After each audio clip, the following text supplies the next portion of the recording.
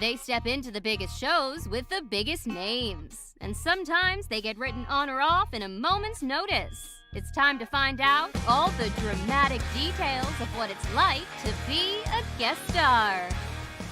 With your host, Pete Ferrero. Let's go. Well, this is awesome. Guest star. Guest star is my secondary podcast, Lindsay. I don't know where you've been in the world, but it's all about all the other things that you've done outside of 90210. But we're going to talk a little bit about 90210. I want to ask you first, how was New Year's, the holidays? It's always good to see you. It's good to see you too. The holidays were okay. My oldest son, Hudson, he got the Army. Oh. So it was a real bummer because, we were like, we weren't planning to travel or anything, but, it meant no grandma around and no family and stuff. So it was kind of a bummer. Strangely, though, nobody else got it. And we were kind of like, at a certain point, we're like, let's just, like, we can't lock him in his room. He's 10. So. Right. He needs things. Yeah, enjoy Christmas. And, we're vaccinated. So if we get it, hopefully it's okay. We didn't get it, but we ended up having a really sweet Christmas with just the four of us, our nuclear family, which never would have happened. For sure. Isn't that in a way like back to basics, what it's all about, that kind of thing, right? In a way. Yeah, it really was. We always tend to sort of find a way to look on the bright side. So it was okay. Yeah. Yeah.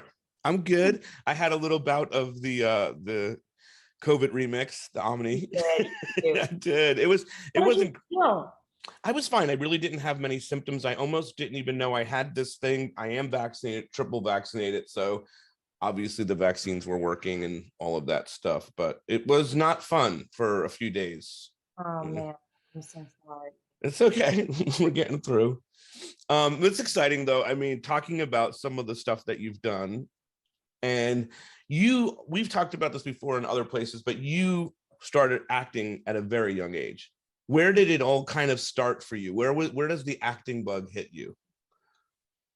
It was a complete sort of weird mix of things that happened, I guess, for me, because at that age, most people, I even know because people think that my kids are cute and they ask if I'll get them into the business. And my answer is like, even though I had a really good experience, no, because the cliche is that the childhood sort of disappears and the parents become obsessed with their kids, and in some way like the kids become like the breadwinner. For me, it really wasn't that.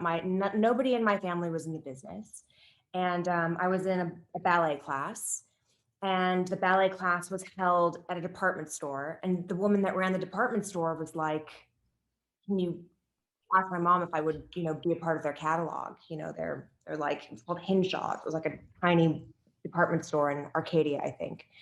And my mom was like, I guess, why not? So those pictures were taken, and then someone at the ballet class saw the pictures, and then I ended up in this giant campaign for Vivitar cameras that was in Time magazine, and it all just kept happening. So I think my mom and dad were like, this is so weird. But for me, I think I was a really, they say I was like a precocious kid, but I think that means like high strung, lots of energy, thinks she's a grown up. And so it just, for me, like I loved playing make-believe. I loved how it felt when I got to be on the set and pretend to be a ballerina or pretend to, be a part of another family. Like it was all a part of this sort of make-believe world that I had as a kid, and I loved what I was doing. But basically to make a long story short, it was kind of like one job led to the next, to the next, to the next. And it just kept happening. It was sort of like this avalanche of opportunity. That's amazing. At such a young age, we've talked with Brian, and I don't even know if you can really understand what's happening at that time, probably as a kid, right? Like, you're just kind of in it at some point, right? Yeah. For me, I knew that what I was doing was going to be on television. It was a lot, at that time, it was a lot of commercials for me. But each time I got to go do the commercial, it was something fun, like the Toys R Us commercial. I was going to say the first thing I actually ever see you in, without knowing, and now looking back on it, is this Toys R Us commercial. And there's like a bunch of you in it. There's a bunch of like kid actors that are in this thing. Do you remember making the Toys R Us commercial? I remember it so well. I remember first we sang the jingle, which which I loved because I loved singing and performing. Sure. And then I think we shot 3 or 4 commercials, and they just ran all the time. So I remember people be like, "Oh, you're the Toys R Us kid." But for me, it was just about being, in that. I mean, can you imagine going to a set and being a part of this like massive toy world? And it was all just so playful, and it was so much fun for a kid. And I think at a certain age, I mean, I must have been like 6 or 7 at the time, but at a certain age where school came into the picture, my parents were like, "You can keep doing this, but you have to get an A on your test, or you have to make sure that you are at a certain grade point average." So it was a motivator for me. I never had any like massive heartbreaks that sort of crushed my spirit, except for probably I was given the job as the childlike empress in the Neverending Story movie. Okay. And that was like my book. That was like my favorite book. And so the fact that I could be the childlike empress was just a dream come true. And at the last minute, they cast another girl, and I don't exactly know why, but or who, right? I think I know her name. Her name's Tammy Blanchard. It's like burned in my brain. That's like my one. You're like Jan Brady, Marsha. Yeah. Yeah, but for me at that young age, it was sort of a thing where my parents were like, "Let's teach her resiliency because she already is pretty resilient." And the whole concept was one door closes and another one opens. Like I had this very deep sense of like what's meant to be is meant to be. Totally. And it's funny, like you read all these like self-help or like law of attraction books now, and that's kind of how I was. I was just like, of course it's coming. You were doing the very thing that everybody is now talking about doing, right? You were ahead of the curve. Yeah. Well, that's a good way of looking at it. Otherwise, I think this business probably is a very hard one as an actor, especially as a kid, to get rejected off of some film that casting now all these years later, there's 1,000,001 reasons why something happens. 1,000,001 reasons. Yeah. And back then I didn't have to know the reasons because I also really loved my school life, and I was in ballet, so I loved dance. Like it was all a part of who I was as a young person. It wasn't my identity. Were you in school, like in a public school, or were you in a private school? Like, so were people recognizing you from the various appearances you were making? Yeah, I went to a private sort of lower elementary school, and at that time I don't think anyone really knew what I was doing, but by around the time I was 7 or 8, I was, especially back then, like commercials just ran and reran all the time. Yeah, all the time, right? So if I was in like a national McDonald's commercial or something for Toys R Us or Barbie or something, kids would see me and say something at school. And I think I remember sort of feeling like people thought it was cool, but it wasn't really talked about. It was just, we sort of got on with it. But now that I really think about it, I think, I remember like walking onto the playground after being away for a couple of weeks doing an episode of something, some guest star on some show. And I walked up to my friend group and they walked away from me like on the playground. And then I walked up to them again and they all moved. There was some sort of jealousy thing that happened at the time. And I remember being pretty, girls can be so. Of course.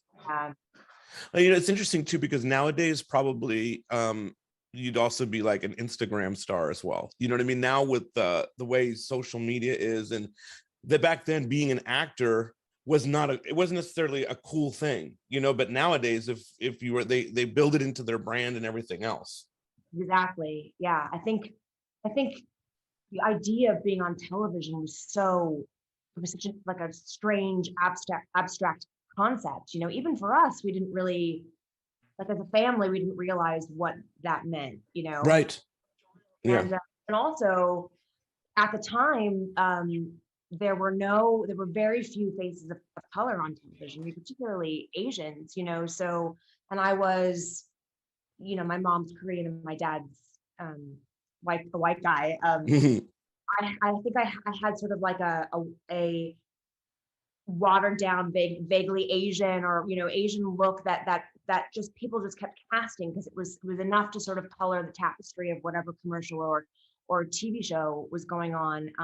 But I also knew at a young age, unfortunately, that I wasn't getting the lead roles. I was always sort of cast as like the girl number one or the girl number Sure. two, or like, and my parents never spoke to me about it. They just said, keep doing what you're doing. And I promise you someday, the world will be yours. But that, looking back now, I think there's something in me that always felt like I wasn't as valuable as my white friends, I want to ask you about this too, because back in those days, I mean, I watched the Hotel, and it's great. I mean, your work as a little kid is just really awesome, but it was a sort of thing about how Asian actors were typecasted as, there's just a certain way they were presented on television back in those days. Looking back on that now, me and you have talked about are your memories as good as you remember them. What did you feel about some of the way you were casted back, or how Asian Americans were casted on television back in those days? It's so crazy. It's so funny. My brother and I actually we sort of cornered the market in the late 80s, early 90s of these, like, it was like the same storyline on every show, Hotel or MacGyver or Airwolf or, the movie of the week. Mm-hmm. What it was about a GI that would go back to his family in America, and then somehow, like, oh my gosh, he's got a child that he fathered. Right. In the war. And so my brother and I, we corner the market. Like, we'd walk into these auditions and people would be like, Christ, kids are here, we should probably leave. But it was strange. I kept playing the same role, to be honest. I must have played the same role like 2 or 3 times, and my brother played it at least 2 or 3 times. That was the only role. That was the only, like, story of substance that they had to talk about. And it was so strange because I was a kid that was living in Southern California. That's not your experience growing up at all. Not all. I mean, we skateboarded and we went to the beach and we did everything else that our, white American friends were doing. But for some reason, because of the way that we looked or who our parents were, we were only allowed to tell that one story, or maybe a similar type of story. And I remember at a certain point, I think I got my first opportunity to have like a lead role was when I was 14, and I'd been in the business for 9 years or whatever it was. It was on a soap opera to play an illegal immigrant, like the cook's daughter. And I remember thinking, I'm taking this role, like, no matter what, it's about, I need an opportunity to just work as an actor because I love it so much. And someday it'll be different, and honestly, it's really only happened in the last 2 or 3 years. The difference, you mean? Difference, yeah. Yeah, absolutely. I agree with you. All right, let's talk about Hotel. Okay. This isn't, what's crazy is, like, because a lot of people that are probably watching this podcast know you from 90210, but it's Hotel's an Aaron Spelling show. I mean, right. So you've worked with Aaron Spelling in a couple of different ways here, I'm learning. Do you even remember being on set of a show like Hotel, which is such a big show at the time? I remember it vividly, actually. I think it was probably my first, like, real acting role. And I remember, again, I was playing this character that was looking for her father coming from Asia. And I remember having those long days and of course being in set school, but like loving being in these scenes with these actors. And I remember having an emotional scene where I had to cry and I surprised myself how emotional and connected I got in this world of, like, make-believe and telling the story with this other actor. And I remember thinking, I don't know why, but that felt so good and I want to do it again. I think that's the first real moment that at that really young age, which is so crazy, that I realized I wanted to be an actor. Well, it becomes more than just like commercials and whatnot. There's some real substance happening in that episode. And of course, then you'll be doing that again many years later on 90210 for Aaron Spelling. You do My Two Dads? Yes, which was I was a fan of that show. Back then, there wasn't a million different streaming and, cable platforms and everything we have now. So there's just a few shows on TV. And most of the time when I got onto a show, I probably watched it. Yeah, so My Two Dads, what did I do? Was it a Christmas episode? I think it was a Christmas episode. You're in the big Christmas episode. I think you're just online, waiting to see Santa Claus or something like that. For sure. I don't think it's a big deal, but I remember wearing Christmas PJs or something and not really digging what I was wearing. I have strange memories about that show, but yeah. Well, it's interesting. It's a weird show. Well, it's not weird, but I don't know where people are in the world, but it's an interesting show because they're not, like, I would think today, if there was My Two Dads, it was a gay couple, you know what I mean? But it's not that. It's just the judge ordered these two dads to take care of this daughter, which I still don't understand fully. I mean, as a kid, I totally got what was happening, but looking back on it, I was like, I don't understand this premise. I don't understand. Why aren't they not gay? I don't understand. They should be gay. Yeah, why not? They should be breaking the boundaries and the borderlines of television. No way. No. All right, The Wonder Years. This is awesome. I mean, you're in one of my favorite episodes of The Wonder Years, where Mr. Tyler tells you guys that you should walk out to protest the war. Yeah. And so, do you remember doing The Wonder Years? I mean, I think you're still friendly with Fred Savage all these years later, yeah? Yeah. The Wonder Years was and still is one of my favorite shows, I think, ever on network television. It was just such a special show, and the kids were doing a certain type of acting, a certain type of work that was different than like the Disney sort of, bright, self-aware acting that kids were doing at the time. It was just cool. It was the cool show to be on. And I remember I'd auditioned for it time and time and time again, and I would never get the role, which was really frustrating. And then they called me to be a part of this episode, and I didn't realize until I was there how special that episode was. I remember being on set, and we had to learn that Tracks of Our Tears song, and we had to, learn about what it was that we were walking out about, and I to this day, I can remember like full days. I could remember the way that the lunchroom looked. I remember, having a little crush on Fred Savage. And like, if he looked my way, I was just like thrilled. And I remember when it was over being quite sad. Like I wanted to do more of those. Yeah. I mean, it's really, really awesome. Huge show. And it's also a period piece too. So it's interesting, you know what I mean? Like to go into, a classroom and it feels like 1960 something in it, right? Yeah, exactly. And another strange thing that the casting director kept telling my mom at the time was like, we love Lindsay, but it's the 60s, it's like a period piece, as if half Asian kids or Asian kids didn't exist in the 60s, but right. The way that it was framed back then was that, they kind of didn't. We never saw. No, not on television anyway. Yeah. But to me, that's even a more interesting story. But I mean, listen, like you said, The Wonder Years is an incredible show. I haven't seen the new Wonder Years yet, but I'm into looking at it and checking it out. Have you checked it out yet? I haven't seen it yet, no. What's that? I haven't seen it yet. Okay, we will. All right, let's talk. You're on All My Children. You start doing some soap opera stuff, yeah? Yeah. I think around that time, like 13, 14, I had just done guest star stuff. That was my thing. And I was good at it. And I never went longer than a couple of months without booking some job. And I was great at going from show to show, but this was my first chance to do something like as a regular role. So I packed up and moved to New York and, did this show that was like 80 pages a day. And most of the time, like I'm doing kind of a similar scene that I did yesterday, because I have to keep like telling the viewers what the storyline is. And it was really, really great training, but it was hard work. It was hard work for a kid, I was going to say, as a kid, because I'm going to go to 90210 next, but as a kid, coming into a new show as a guest star, just generally speaking, whether you're a kid or not, has got to be an interesting experience, because you're there for like the week, 10 days, whatever it is. And you kind of have to learn the universe, right? You have to learn like, what's going on here? This person's okay to talk to. Don't go there, do this thing. What is that experience like as a kid doing that?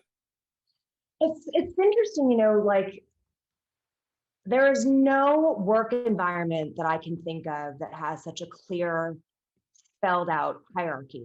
Do you know what I mean? Like the number one on the call sheet as the starring, role gets treated like the number one, and then the number two and the three and the four, and you know your place as an actor, and you know your place as the hair and makeup department, and you know your place as, any important role on the crew. But as a kid, I could see that I was number 11, 12, 13, or 20 on every call sheet for so long. And I was tough, like I was resilient. I didn't really care that much, but of course it affected me. Of course I knew that was sort of my value, no matter how good of an actor I was, or, whatever it was, that's how it was looking for me. So when I got on All My Children, there wasn't so much those numbers as just the character name, because everyone had, a similar amount of airtime.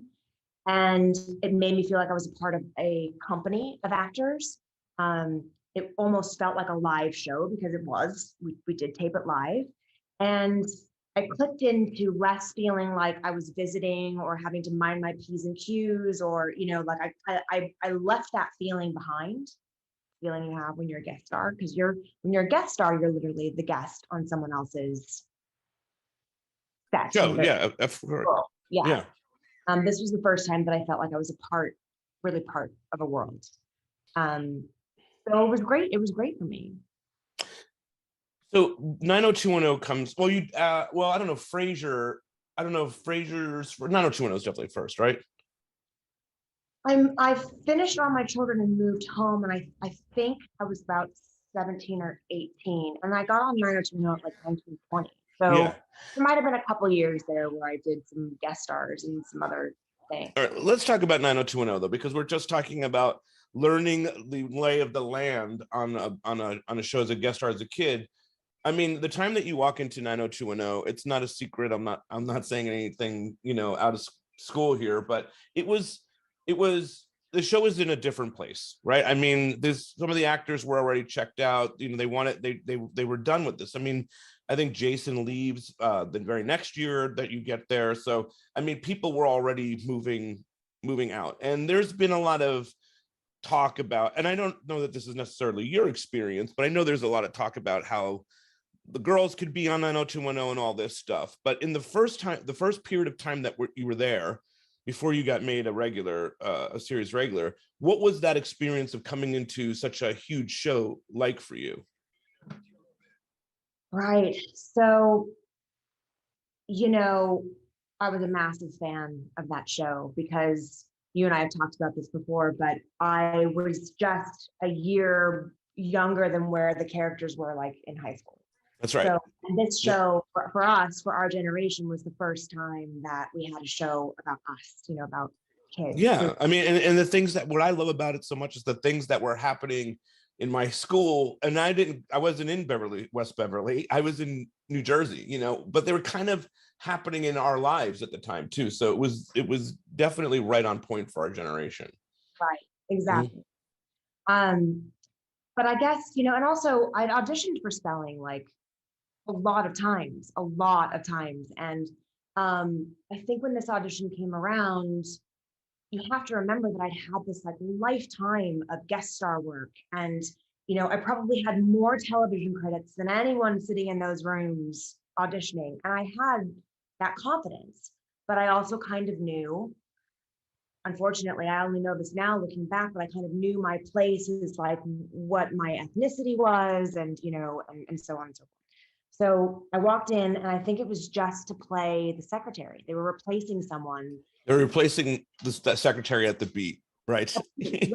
Yeah. And at this point, I'd done hundreds of hours of soaps. I'd had, fame, because soap fans are like, oh my God, like a whole other level. It's a whole other level. Right. Whole other level. Yeah. Session. So I had, learned how to deal with people recognizing me, and, and I always sort of took it with a grain of salt, with much credit to my family, but I had this big life. I lived in New York. I, went to theater and did theater. And so I knew what I had to offer. And I kind of thought at that audition, like, they take me, great. If they don't, whatever. And I remember I read the scene, which was far less than like what I was doing on the soap, or, in theater. And I walked out and they said, Lindsay, can you come back? And I turned around and went back in. I remember I was wearing flat Adidas tennis shoes and like a suit or something, like very, right. I don't know why. You're going to be the secretary, of course. But they asked how tall I was. And I remember thinking, I'm going to get this one. And I did. That's amazing. Yeah. Yeah. And then I walked onto the set and, fully prepared to sort of wig out and be like, oh my God, that's Jason Priestley, who was like my ultimate crush. But enough time had passed between my like my fangirl days to that moment that working. Yeah. Like, and you were working too. So there is a level of, sort of how to orchestrate your, walk into a set and not fan out and whatnot. I mean, countless sets at this point that I'd walked onto and worked with amazing actors. And so I could understand and know my place and yet like offer what I had to offer without being intimidated. Well, let me ask you this though. I mean, I'm sure that and I don't know how you're going to answer this, but I'm sure you've heard or you've read stories of actors that have worked on 90210 that don't have the experience that you had with Jenny and Tori. I mean, they're so sweet. I mean, I love them so much here, but there are stories that have come out. Jessica Alba has said that she didn't have a great experience, and you were around that time period. I mean, what do you think that is because of? Do you think that it's just that day? It's a busy day. What is that? Why is she come on as a guest star and has something like that, a feeling like that? I don't know. I've thought a lot about this because I heard about the Jessica Alba thing, and I know her and she's incredibly sweet. And I can only imagine, I should just say, like, but so there's two things. One, my scenes were always with Jason and Ian in the beat, and then mostly Ian. And I think I wasn't taking away anyone's storyline. I wasn't, professionally a threat. Okay. I think also the way I came on was sort of a slow burn, like I was supposed to just do a couple of episodes and then they kept asking me to come back. And then ultimately the reason I was offered a series regular was there was an episode of where there was a high school reunion. That's right. They wrote me one scene where I get really hurt that Steve sort of embarrassed me at this reunion. And Randy Spelling saw that scene and told his dad, like, you got to get this girl on the show. And I don't think at that point they'd ever had a series regular that was anyone of color, except for maybe the guy that played Jesse, right? Oh, Mark Damon Espinosa. Yeah, but I think he was a guest star pretty much through his whole run there. Yeah. Mm-hmm. So I think in saying that, I don't think that anyone was like, oh, who's the new girl on the show? Do you know what I mean? There was no threat. And I also wasn't like, I came on sort of like, I was doing comedies and I didn't really care that much about like being sexy or beautiful. Like I was an actor, and like I was doing, I didn't really, I wasn't really a threat, I don't think, in any way. You know what I mean? So I kind of came in the back door. And then, on top of all that, I think I just knew how to be a regular person, and my experience in the business and being on so many sets gave me the opportunity to sort of just read the room, And that's not to say that Jessica did not read the room or whatever. We don't know that it's hard for anyone to child actor as well. And Hilary Swank, who yeah. I think I didn't replace, but she sort of left right before I came. She was a child actor as well. Like I don't really know. I hear that part of the reason, like sometimes I talk to casting directors who cast me a bunch of stuff and they're like, we just cast you because you're cool to work with, so right. I don't know what it means, but I think it's just that I might be like staying, and I don't know. Yeah. All right. Well, so you do 3 years at 90210. It's really amazing stuff. We've talked about some of the specific episodes and all that, and that's always fun when we do that. But leaving 90210, we've talked about was when that series came to an end. That must have been a very difficult time in your life. I mean, you were leaving a big show that you had just grown into being a family with. It came to an end. I've always told you that I think that you gave the show more life in the last few years. Without Janet, I don't even know what I would be interested in. No offense, you know what I mean? But to the 90210 things in those few years, you just gave it a certain energy in life, and that comes from your work, obviously. What was it like when that series came to an end? I didn't even really realize how much it was going to affect me, to be honest, because I went straight from high school, where I was doing, all my children, which wasn't really like I didn't really have a real high school experience. I didn't have a normal prom, or like I never went to college. I went straight from that. I got into a great college. I didn't go. I chose to be a part of the entertainment industry. And so 90210 for me was my college. That's right. And well, what an interesting group of people to spend college with. Right? Yeah. Like that's just dawning on me now, like that is so strange, but it was. No. Mm-hmm. I became, not only did I get along all right and not have problems with the girls on the show, but I became good friends with them, and the crew, and we would work not just your regular hours. At that time they would do double up, so we'd do like double shows. But I was there all the time. It was my everything. So when it ended, I kind of understood how everyone was really ready for it to move on. I wasn't ready, In some ways you were just getting started. Like, what are we going to do next year? Right. I mean, I guess I would say that, like, from the standpoint of like my acting, I played this role for 3 years and I was excited to see what was coming next. But personally, I remember just feeling like really beat up and like hungover and sad for a couple of weeks after it was over. It was just,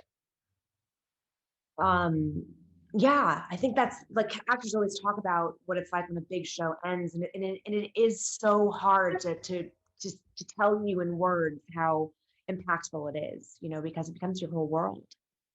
Is there a feeling like I'm never going to work on something like this ever again? Does that kind of like happen, or what are some of the things that you're feeling in that time period? It's funny that you bring up hotel, because at my mom, I was just telling her last night, you showed that picture of me and she's like, oh my God.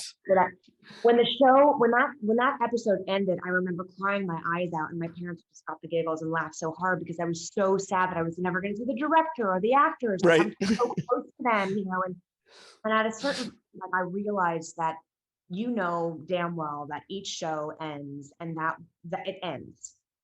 That like special moment in that group of people that you were with, that closeness, that particular era is over. It's almost like the end of high school in some ways. We're all going to stay in touch and be friends, and then that's it. But you get to do that multiple times for various different shows, right? Yeah. And from an 8-year-old little girl in hotel to the time that I finally got to 90210, I knew how to take it on the chin. But this was my first time that I really, like, it took the wind out of my sails for a minute. Now, that being said, my career picked up like gangbusters. Right. So we've talked to Brian together, and he said that he thought doors were going to be open and they were not, but you didn't really actually have that. You went and started working pretty much immediately on what was it that you did right after that? I think was it maybe Jack and Jill, or? Oh no, I went on this show, Jack and Jill, Amanda and Jamie Presley and Sarah Paulson, and that was great. Again, I was supposed to do a couple of episodes, and they made me a regular to the end of the show when it got canceled. CSI, Becker. Yeah, I had a really fun arc on Becker. I had like a little stint there where I played a lot of crazy women, like rage issues or like kind of insane. Not you at all, by the way. This is not me at all, but it is so fun to play. And so that was sort of my little wheelhouse for a minute there. I did an awesome pilot. This was a big heartbreak. It was called The Heart Department. And listen to this cast. It was Felicity Huffman, Tony Shalhoub, Emily DeChanel, Mark Feuerstein, John Larroquette, and me. Oh my God. And they didn't pick it up. It was written by the people who did Party of Five. It was a medical drama. Yeah. But there was a minute there where there was like a lot of pilots and chances, and it was a busy time of life for sure. But I mean, so would you say Lipstick Jungle is the next, like when you're, oh my God, here we go again. You know what I mean? The probably the next big sort of push, it's a really strange one, is I got this role playing a total weirdo on this show called Coupling, and Yes, it's only on for one season. it's hard to find. I looked for it's very hard to find. Yeah. I feel like NBC buried it deep down, like some way. Oh, yeah, okay. Yeah. It was Friends just ended, and they were looking for the next Friends. And this show Coupling was a British version of Friends, which is so weird. But anyway, I loved being on the show because it was a live audience in that time where sitcoms, multi-camera sitcoms were kind of still really sexy and exciting. And I loved the role I played. I remember Jeff Sucker coming down from the booth being like, you're our star, like you're the breakout. And I remember being in Times Square and seeing like giant billboards with like us. We were all covered in a sheet, and the tagline was the show that everyone's talking about. And I turned to my friend who was on the show and I was like, this isn't good, is it? He's like, no, because no one's even seen the show, so how's anyone talking about it? You know what?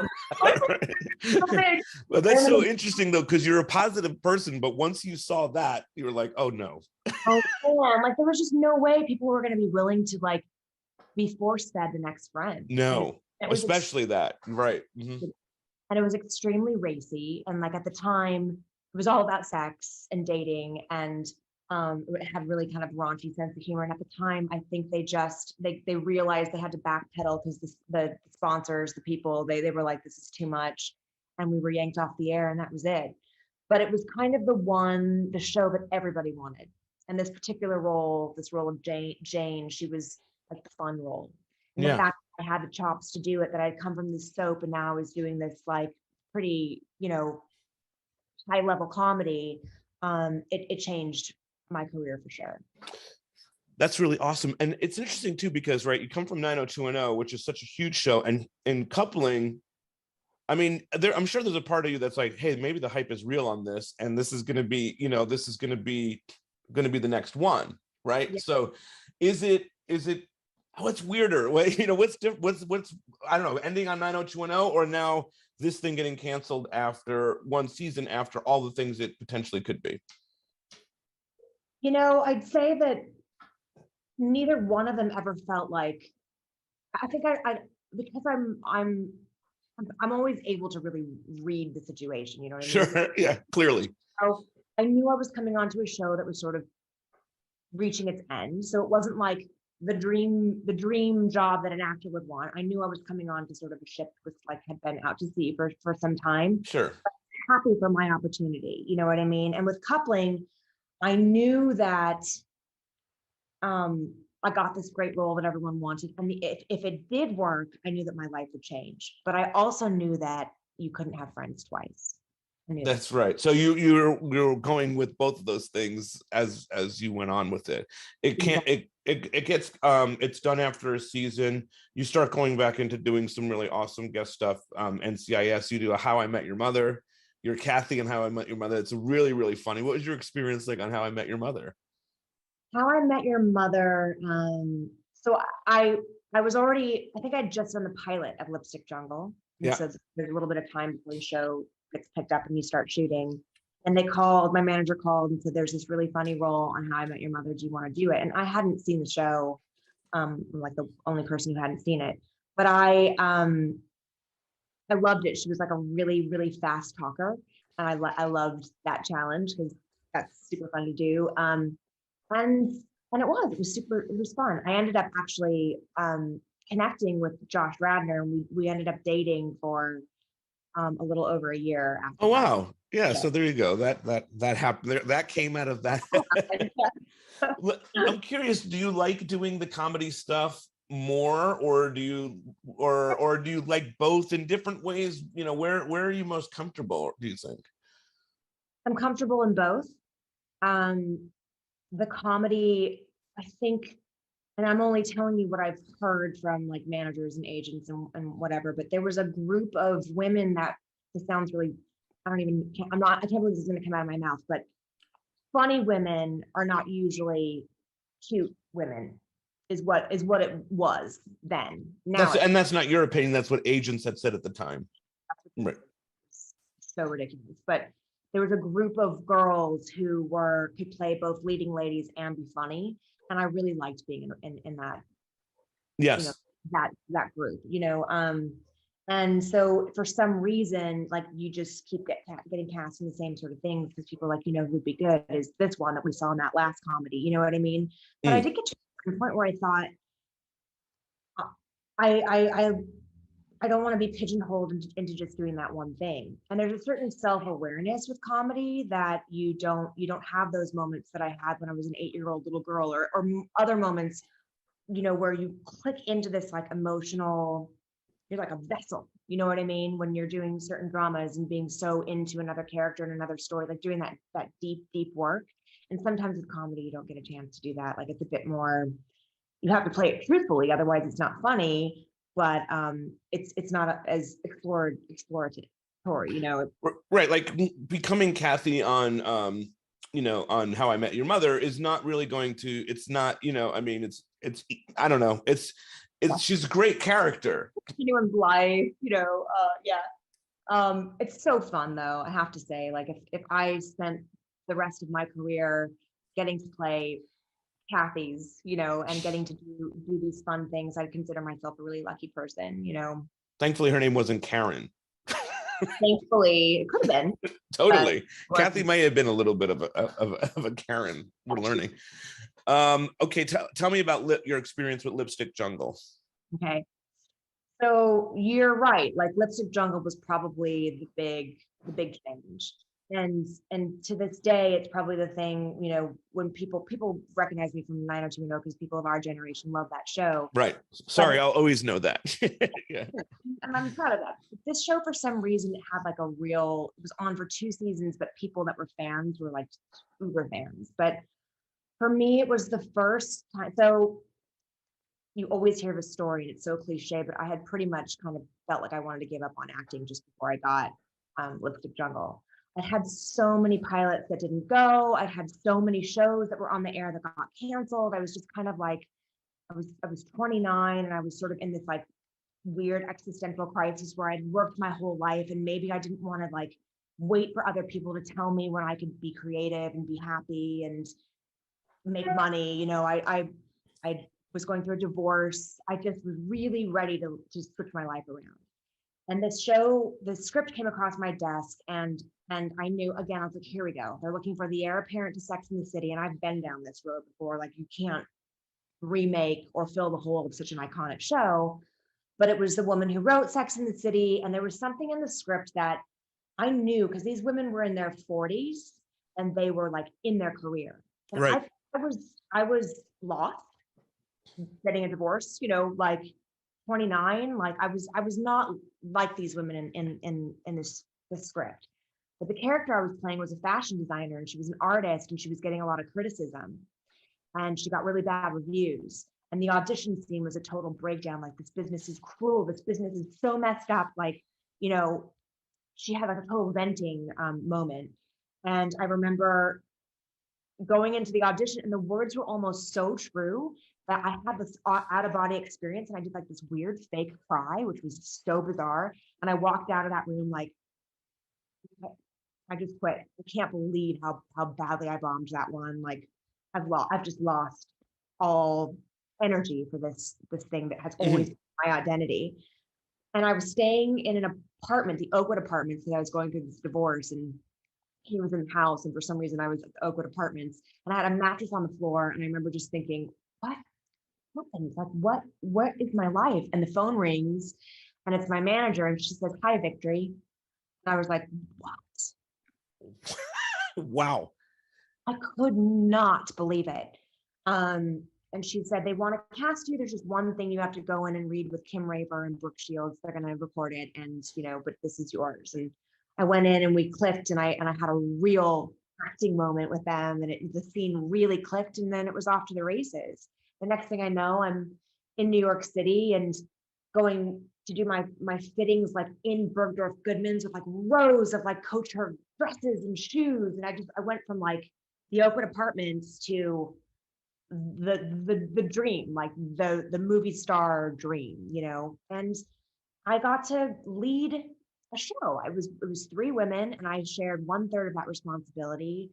And I, again, was on every billboard and bus stop and in the taxi cab when you got in, and, you know, Vogue magazine and the whole thing. It was probably like the craziest. It blew up so fast. And then when it got canceled that year, it was because the show at that time, people were doing a lot of TiVo and DVRing. It was just starting, and the networks didn't know how to like calculate it all. Yeah. They couldn't do it, and the show was really expensive. And they took everything off 10 o'clock, NBC, the 10 o'clock hour, and put Leno on at 10. Yes, All yes. 10 o'clock shows. Another thing that happened because of Jay Leno that year. Right? Yeah. Sorry. Yeah. Yeah. So it went down probably before its time. It was a great show, and it was fun, and before its time as well. It was about, you know, women's empowerment and not looking for Mr. Big, but being Mr. Big. And, you know, I think it was just a little bit of bad timing. You know, I want to go back to the period before, because I think people can identify with what you were talking about. Maybe not being an actor, but this crisis or this business that you're in is very challenging with the audition process and the rejection process, and not knowing where you stand in it maybe at times, right? How did you, I mean, outside of this story about the show, how did you, Lipstick Jungle, how did you get through that period? That must have been a very challenging time to have come and worked on so many big shows, so many big sets. I can't even imagine what you were going through then. How did I get through it? God, you know, I think I'd had enough peaks and valleys that I knew that when there is a valley, the next thing is the peak. Do you know what I mean? Sure. It was looking like the peak wasn't coming anytime soon at that moment. And I think I did just start to like creatively think about, you know, I wasn't going to be rigid and say that maybe my life was perhaps going to take a different path. You know what I mean? Like I wasn't going to shut the door, but I had to start thinking about things that might make me happy. I started songwriting. I wrote like, learned how to play guitar. I wrote like 20 songs, and, you know, I at one point right before I got Lipstick Jungle, like I was on this show called Pepper Dennis with Rebecca Romaine. Yeah. And Gretchen and Aaron, who wrote my character on 90210, they just they offered it to me, which was so nice. I remember being like, I've done all this really great work, and my scenes at the time were literally going in and like powdering Rebecca Romaine's nose. Like at a certain point, I was like, why is it that I'm not giving the Rebecca Romaine chance? Like, what's happening? Do you know what I mean? Yeah, I do get it. Yeah. Now I look back and I think it's because the networks weren't willing to gamble on a person of color as to lead a show. It's crazy. That was like 2004. I know. You know, it's only really recently that this is happening. Exactly. And it's really still, we still need to push, you know, we're not full throttle in this, you know, so.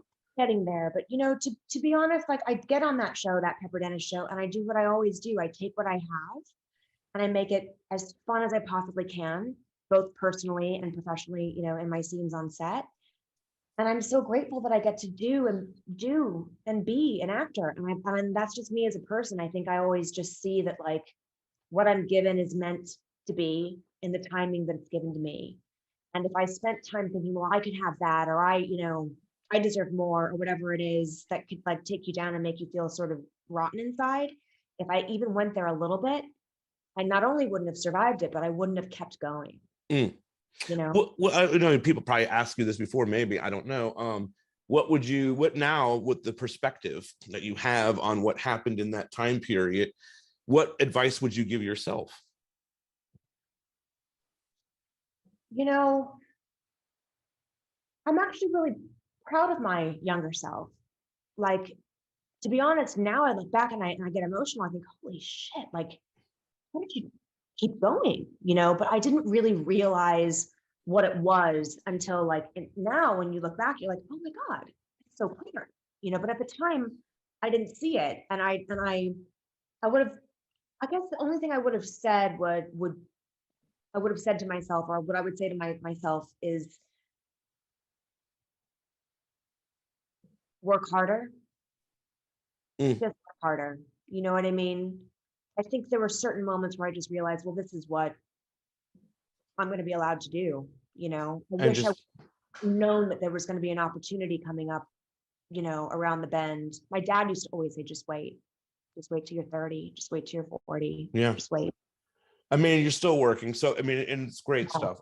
2.5 Men. Miley Cyrus is on your 2.5 Men. You didn't know that. I didn't know that. What? Yeah, I mean, I haven't really watched much of that show, so I apologize, but I mean, she's in the other storyline. You're with Ashton Kutcher. Yeah, I'm with Kutcher. Yeah. How did you like doing that? He, being a young person growing up in this business, you're sort of friends with all the other people that are your same age. So when I was on 90210, all the kids from that 70s show, especially Danny Masterson, who was in my acting class, we were friends. So like we'd go to the upfronts in New York and hang out with them. So that was like my social circle. Yeah. So I knew him, but it was strange because by the time I'd done that show, I had met Curtis, my husband, and had a baby. I think I just had a baby. I was still pumping or breastfeeding or something. So I felt very not myself and very strangely, like from the last time I saw Ashton to when I was on the set, so much had changed, both for him and yes, and for me. So I remember feeling a little like out of sorts. I remember being like, what am I doing here? This is so weird. But I knew it was sort of an iconic show, and I was happy to. That was hilarious. You're very funny in it. Blackish, you want to talk to me about that? Yeah, that's so funny. Blackish is such a funny show. I was on the first season, and they were still kind of, I think they knew that they were onto something really great. And that cast, to this day, it's probably the most fun I've had as a guest star on a show. They were so welcoming, so lovely.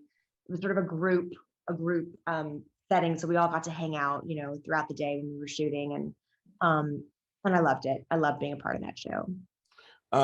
Splitting Up Together pops up. This is another one of those big shows. Jenna Fischer's in it. She's really incredible. She had already done The Office and whatnot, so you're aware of her. Tell me about that show and that coming to be. Splitting Up Together. Yeah, I think at that time I really wanted a single camera comedy, because what happens is you get a chance to do that fun, intelligence, and it was also about a relationship. So I really like exploring relationships. So I really liked the script. I liked that it was a comedy, but without having the live audience, it feels a little more real. Sure. Set. So I was like, great. It's exactly what I want, because the hours are really good, and I had 2 small kids. And it's shot in LA, so I didn't have to move everyone to Atlanta or whatever. It was a perfect job. Yeah. Again, I know I'm harping on it a lot today, but for some reason I'm thinking about it. I was offered a test deal for Jenna's role. And then of course she's Jenna Fischer and she can lead a show because of The Office. So they offered, the role to Jenna, and then offered me the role of the friend, so tiny part of me that was like, here I am again after all these years playing friends. But being on that show, Emily Kapnick I think her writing is so smart and funny, and I like what she does. And I got to work with the amazing Bobby Lee, who is the strangest, most lovely. Like, I love him so much. So to play his wife and have that dynamic, it was a really good time. And you got friendly with Jenna and all that stuff too. So that's Jenna's great. Amazing, and I loved working with her. She's one of those actors that there's no, like, of course, as a woman, like, you think about your hair and makeup a little bit, but for the most part, she just is like the most real. She does the work.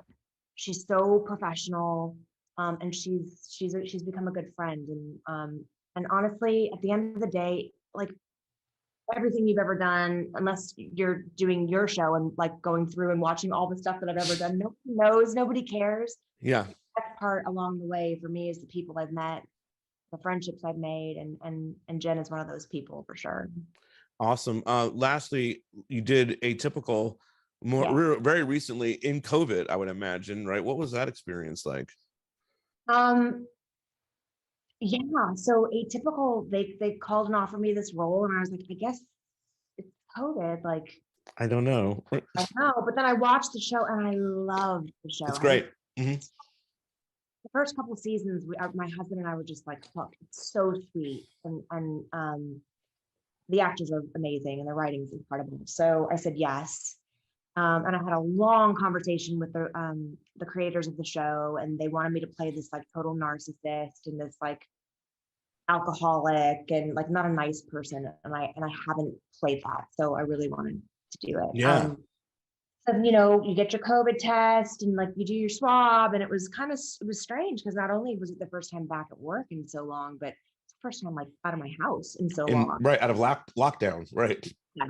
It was my first time also playing the mother of someone not a baby. The only other time I played a mother was on, I think 90210, and that was baby. Yeah. And this girl was supposed to be 16 or 17. So I was like, okay, I'm like entering that world now, but it also offers some really cool opportunities to play different women that I haven't played before when you reach that sort of category, you know. Unfortunately, like the first day I was on the set, they called and they had to shut the set down because the person that I was standing next to got a positive.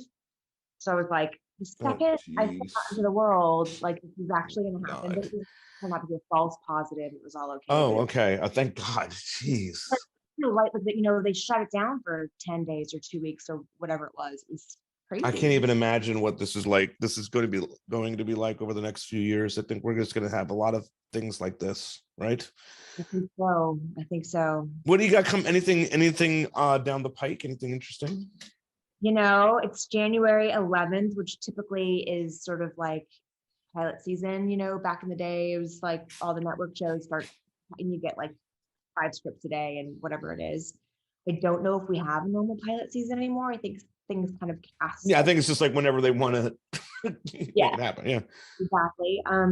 I've been in the last couple of years putting together and formulating sort of behind the scenes a little bit, writing and producing, and I'm working with an awesome production company to do a movie or limited series about my mom's life, which is awesome. This is going to be amazing. Are you going to play your mom? I can't, I don't think. First of all, she, you know, 100% Korean, and I really want to be authentic to that in the casting. But secondly, I just think that would just be way, way, way too much. Yeah, you have to go to a very unique spot in your brain for all. You know, yeah. I'm just excited about, you know, telling a story like that's not stereotypical. It's like, boom, this is what's happening, the Asian American experience right now, and then telling it in retrospect for, you know, where she came from and what her story is. I might play a version of myself. Oh, that's cool. Yeah, that's very cool.